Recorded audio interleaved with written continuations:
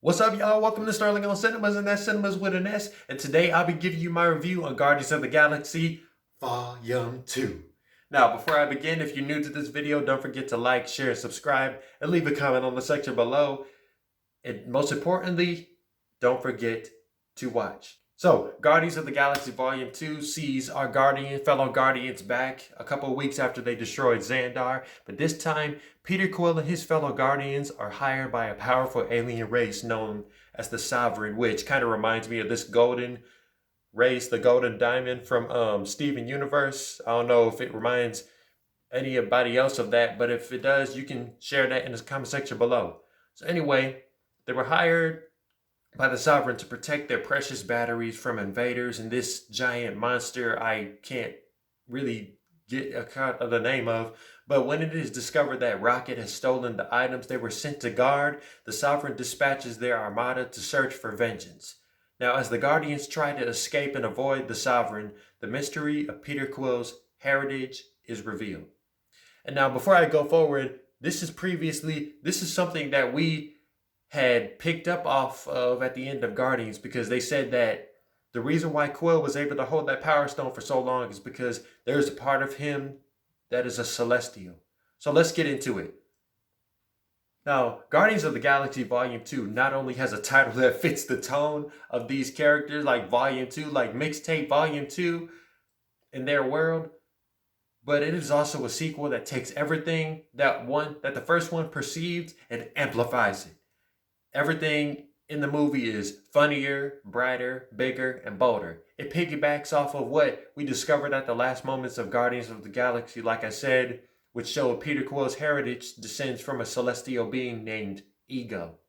Now, shout out to Eric Voss for this at New Rockstars. He's so good at breaking down these pop culture movies in general, but he had recently finished the Marvel Cinematic Universe rewatch Infinity Saga around the time I was doing mine, so props to this guy. If you follow New Rockstars, you know exactly what I'm talking about, but for those who don't, he is so good at breaking this stuff down. But when he did Guardians of the Galaxy Volume 2, he said that this movie teaches the difference between family versus ego. Like, literally speaking, the Guardians of the Galaxy must go against Ego, the living planet, who plans to use Peter to help him spread his existence across the entire universe, to help him constantly multiply on different worlds.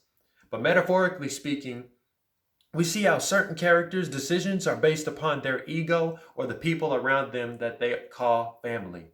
For example, after the Guardians finished conquering the beast with the 8 arms in the beginning, with the disco flames coming out his mouth, Rocket simply took the same batteries that they were told to defend.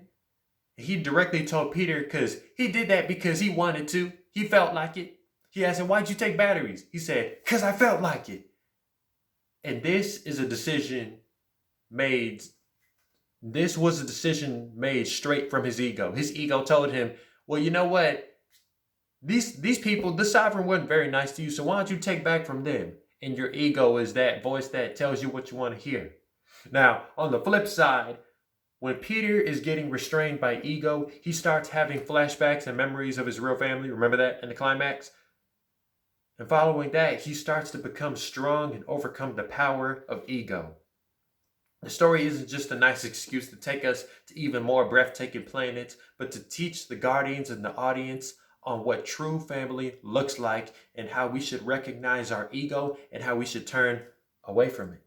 Now, Guardians of the Galaxy Volume 2 didn't show a lot of development in every character, but we do start to see how some characters are more than how they appeared in the first one, and we get introduced to some new characters.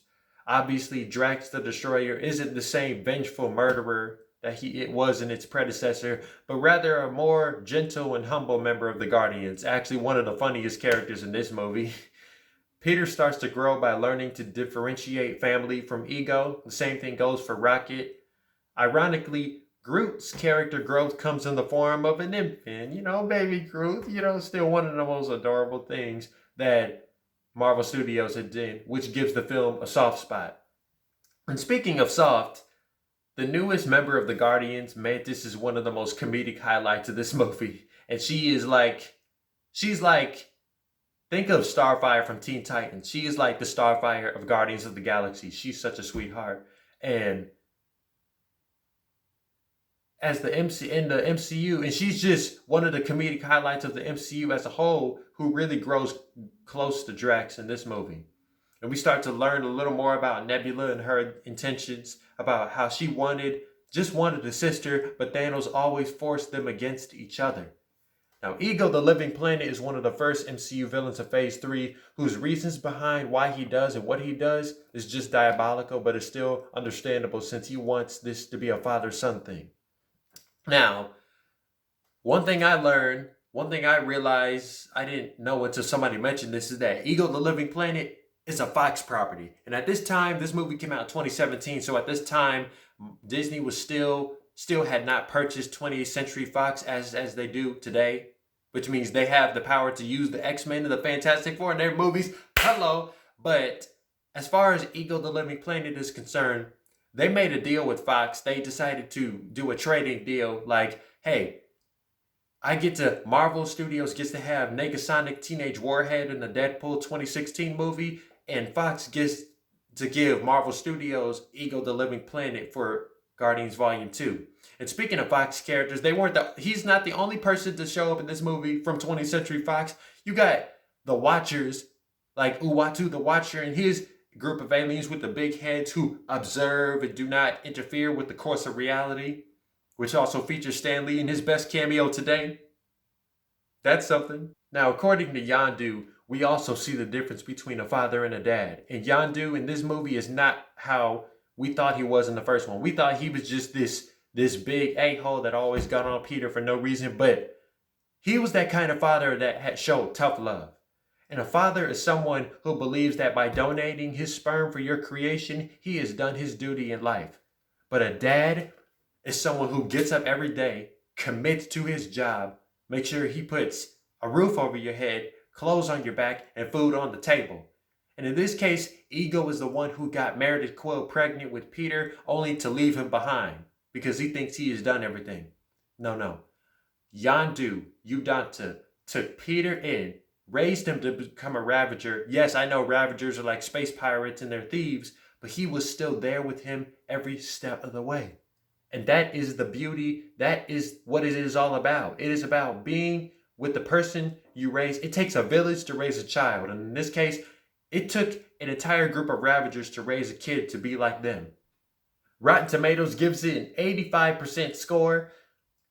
Guardians of the Galaxy Volume 2 delivers much bigger meteors than the first one did. Get it? Meteors because they're in space. With greater sci-fi action sequences, another catchy mixtape, spontaneous character development, and the best Stan Lee cameo to this day.